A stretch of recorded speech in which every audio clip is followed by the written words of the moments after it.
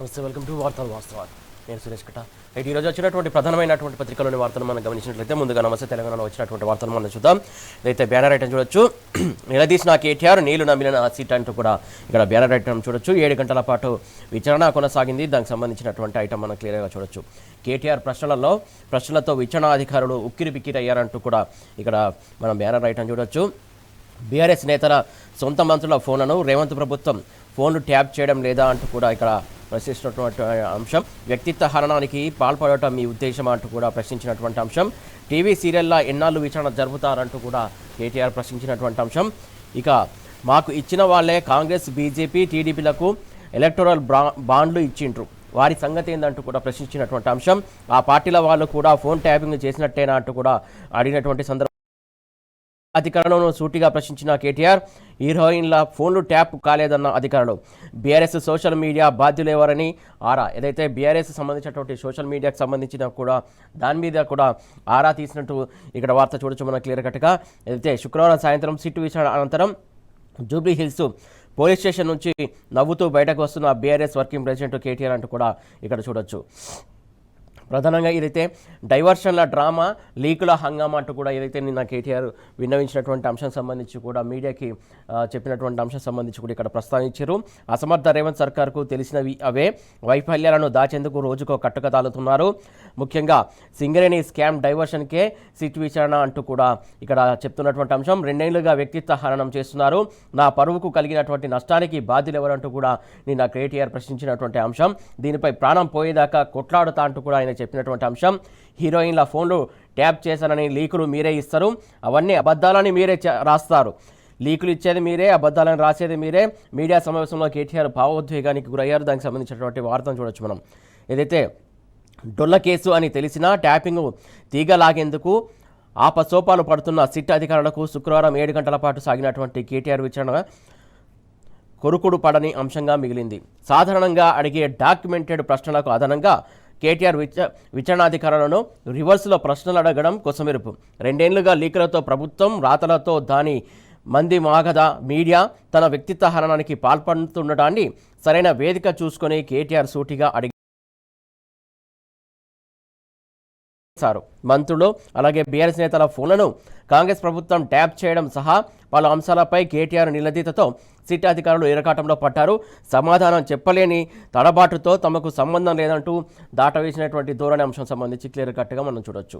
ఇక మరొక వార్త చూసుకున్నట్లయితే సింగరేణిలో మరో కుంభకోణం, 540 కోట్ల సోలార్ స్కామ్ జరిగిందంటూ కూడా మాజీ మంత్రి హరీష్ రావు ఆధారాలతో సహా చూపించినటువంటి అంశం సంబంధించి వార్త చూడొచ్చు.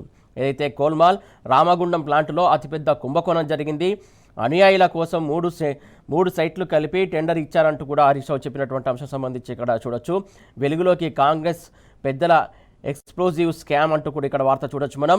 జిల్టన్ స్టిక్స్ కొనుగోలు పేరిట కొల్లగొట్టే కుట్ర జరిగిందంటూ కూడా ఆయన చెప్పినటువంటి సందర్భం సంబంధించి వార్త చూడొచ్చు మనం. 30% ఎక్కువ ధరకు కొనుగోలుకు డైరెక్టర్లపై ఒత్తిడి జరిగింది. సైట్ విజిట్తో ప్రకాశం కని టెండర్ల గోల్మాల్ జరిగింది. శ్రీరాంపూర్ ఓబీ టెండర్లలోనూ భారీ అక్రమాలు జరిగాయంటూ కూడా ఆయన చెప్పినటువంటి సందర్భం సంబంధించి మనం వార్త చూడొచ్చు. రేవంత్ బాంబర్ది కోసం 7 సార్లు టెండర్ వాయిదా వేశారు. ఏదైతే రేవంత్ బాంబర్ది కోసమే టెండర్లను 7 సార్లు వాయిదా వేశారంటూ కూడా మాజీ మంత్రి హరీష్ రావు చెప్పుకొచ్చినటువంటి అంశం. సీఎం అవినీతిని బయట పెట్టకుండా ఊరుకోం, కాంగ్రెస్ ప్రభుత్వ పతనానికి పొగ్గు స్కామ్ బీజం పడింది, దీనిపై వెంటనే కేంద్ర మంత్రి కిషన్ రెడ్డి కూడా స్పందించాలి అంటూ హరీష్ రావు డిమాండ్ చేశారు.